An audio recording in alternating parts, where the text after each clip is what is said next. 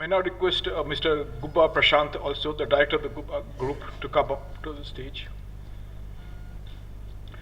Mr. Vijay Kumar is already coming up here. He's the managing director of Fowler Westrup India Private Limited. May I also request Mr. Anjan Mandal, the CEO of the Ellen Bangur Group, to join us on the stage.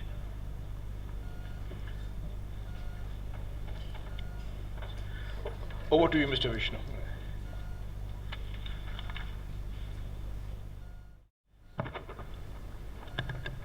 Thank you, Mr. Vishnu. Ladies and gentlemen, dignitaries on the stage, a very good morning. In a conference where the focus is on agriculture warehousing, refrigerated warehousing has to be a part of it.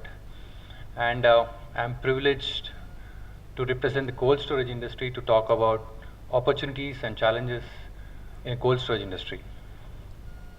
Of course, Mr. Menon has thrown a lot of light in opportunities and challenges in a cold storage industry, but I would add the dimension of an cold storage entrepreneur. A few days ago, as I was preparing for this presentation, I was with my dad, like he's AP Cold Storage Association President and Hyderabad Cold Storage Association President, and we were like discussing about opportunities and challenges of a cold storages. And for the first 10-20 minutes, we were lost discussing challenges. And when we had to talk about opportunities, for a few minutes we were actually blank. Like we were wondering, what are the opportunities? Not that there are no opportunities in a cold storage industry, it's just that the challenges are so many that we are drowned and blinded by the challenges. Yeah. So let me share the opportunities. Yeah, the obvious and the most popular opportunity, but the least tapped, is fruits and vegetables. As it's shared, like 30% of the fruits and vegetables go waste. And when people say 30%, it's not just the physical aspect of the fruits and vegetables. It's got more to do with the value loss. A 1 kg of apple would come down to 900 grams or 850 grams. So there's a lot of value loss apart from the physical loss. So this loss can be tapped by starting cold storages for fruits and vegetables. Like we have started a cold storage for carrots and onion. And carrots require 1 degree temperature and 95% RH, and onions require again 1 degree temperature at 70% RH. So, and we also get into more fruits once carrots work.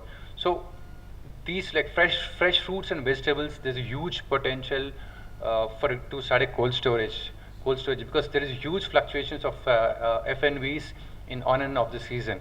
So these fluctuations can be tapped. Frozen foods. The frozen food industry is growing at around 15 to 18%, and it's around 600 to 700 crore market. That's what I've heard. And frozen foods would obviously require a cold storage, frozen cold storage, and that talks of big opportunity. And frozen foods have to be associated with logistics. Like you need transport, refrigerated transport also, along with the frozen food cold storage.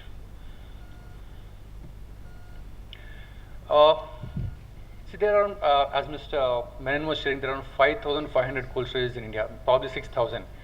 But most of the cold storage, I would say 90 to 95% of the cold storage are single product, and they are simple refrigerated warehousing, period, nothing else.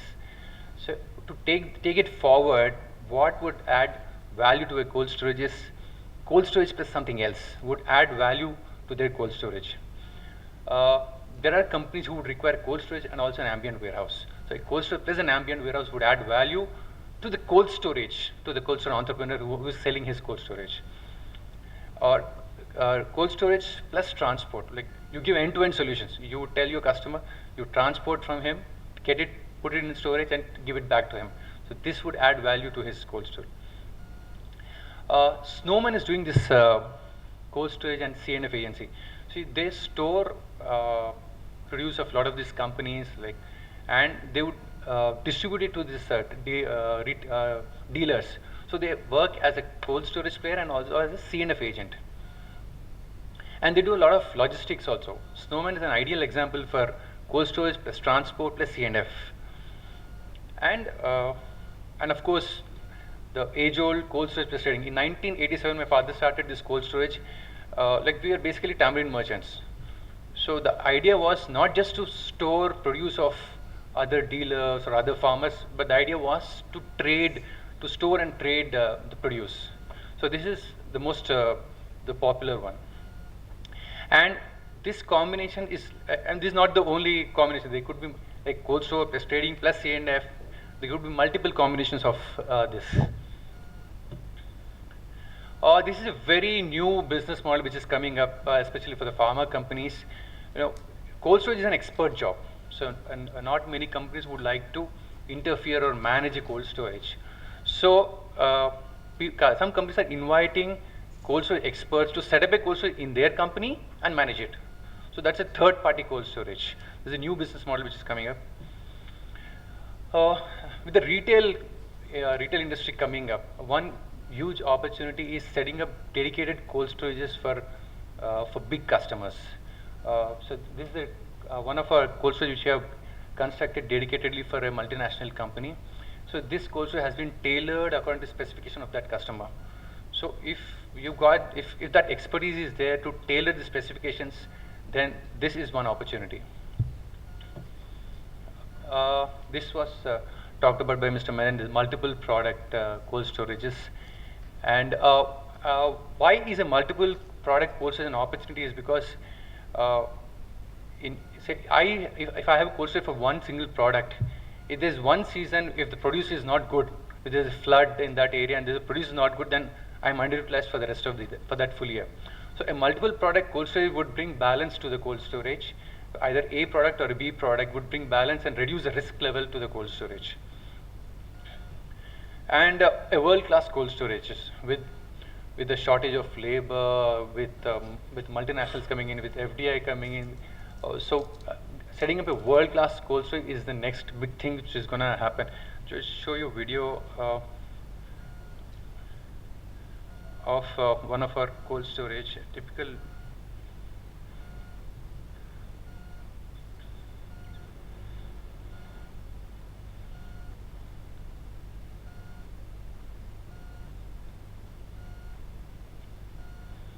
This is the inside view of one of our cold storage, which is of world-class standards.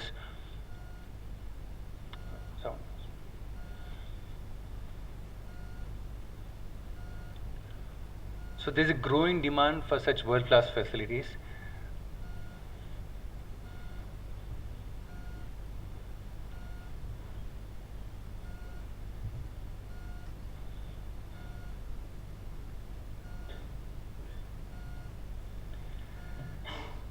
Yeah, cold storage industry has been growing at the rate of 15% and doubling almost 5 to 6 years. And the agriculture economy is growing, the consumption is growing, the number of products which are stored inside a cold storage are growing. A product like chana was never stored till 5 years ago, but now I think probably there are 30, 40 cold storages storing chana in a cold storage. So number of products stored in a cold storage is growing, and the amount of quantity of a single product stored inside a cold storage is also growing. So cold storage industry per se is a really growing market. And in India, for the next 10 years, I would say cold storage is definitely an opportunity. Now the challenges. Talking of challenges, I think I can probably go on for a few hours on talking of challenges. And a lot of cold storage owners are there in this seminar, and they would agree with me. Cold storage, I think it's commoditized now. It's a commodity. It's no more a brand-based product. It's commoditized. All that a cold storage entrepreneur talks about to his customer is price. Like there are yes, there is a growing demand for cold storages, but there are a lot of sectors in the cold storage where it has matured, where the supply is more than the demand. So where the supply is more than demand, it's all that people are talking about, especially the cold storage entrepreneurs are talking about, is price. So very, very price sensitive market. Manpower, trained manpower is a constraint. To run a cold storage efficiently and such that it consumes less power. A good manpower would reduce the power bill by 5 to 10%. That is there. So having a good quality manpower is always a scarce in this industry, in this growing industry. Power, I think this is one of the most obvious challenge, and this challenge is not just for our industry, cold storage industry, but I would say every industry. However, the cold storage industry is probably more impacted than any other industry. Any other industry would shut down on a couple of days a week, but cold storage would run all 365 days in a year. Can anybody make a guess, like how much, we have cold storages, and can anybody make a guess how much percentage of energy consumption, or what is the rise in the cost from last year to this year for our cold storages? Percentage wise, if you can say how much, what is the rise in the energy cost? 25? Our costs have increased almost by 40 to 50%.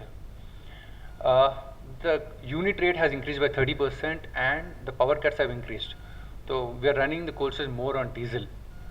So running on diesel is 3 times expensive. So our energy costs have actually risen by 40 to 50%. And I'm hearing some scary news that it's going to get worse. So this is a huge challenge, and a cold storage entrepreneur, when he wants to start a cold storage, has to account this cost when he's calculating his numbers, and also calculate his future escalation these costs. Government intervention. In West Bengal government, does anybody know this, that the price of the cold storage, what he has to charge to the farmer or a trader is capped by the government. You cannot charge more than what the government says. So that's a huge setback for that cold storage industry. No new place would come forward, and what is stored in the cold storage is agri-produce, which is the produce of the farmer. So it is very, very politically sensitive. So if this becomes popular, and our fear is it might catch up in other states. And there are also so many other government interventions, like the market committee wants to collect market fees from the cold storage owners and want to make cold storage owner accountable to collect the market fees. The sales tax person wants to make cold storage owner accountable to collect the sales tax from the traders. So there's a lot of government intervention which is creating problems for a cold storage owner. One of the major challenge, I would say, is the attitude of an entrepreneur. And as Mr. Menon was saying, there are 5,500 cold storages, and I would say 5,000 of them would be similar. At least 5,000 of them.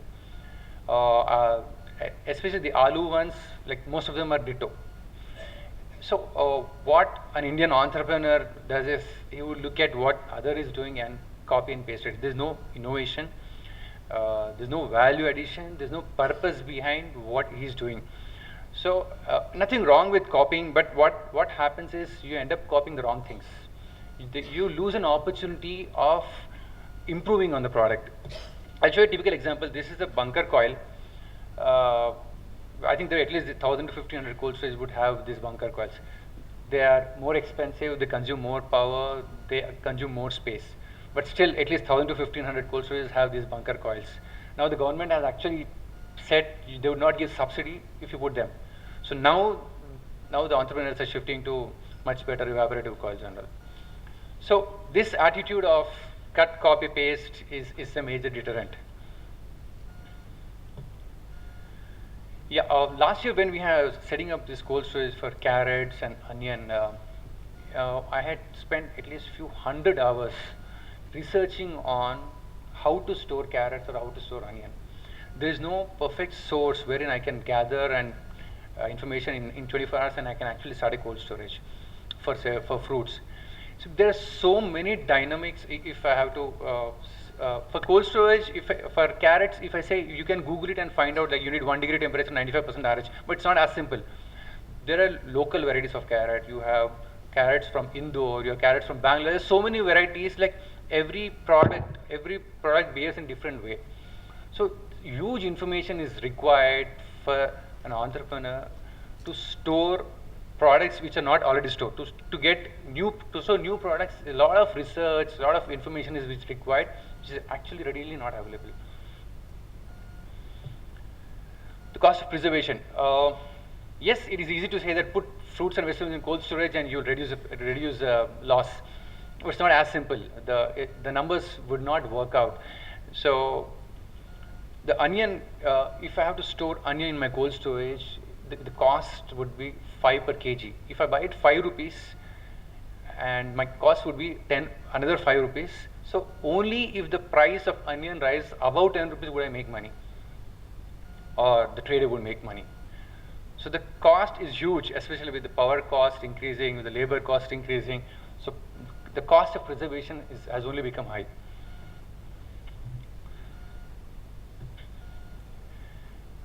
Yeah, so there are opportunities, there are challenges, as in any industry. Even cold storage industry has opportunities, has challenges. However, in the cold storage industry, probably there are more opportunities. But all said and done, it's not about what you do, it's about how you do would make the business work. Thank you.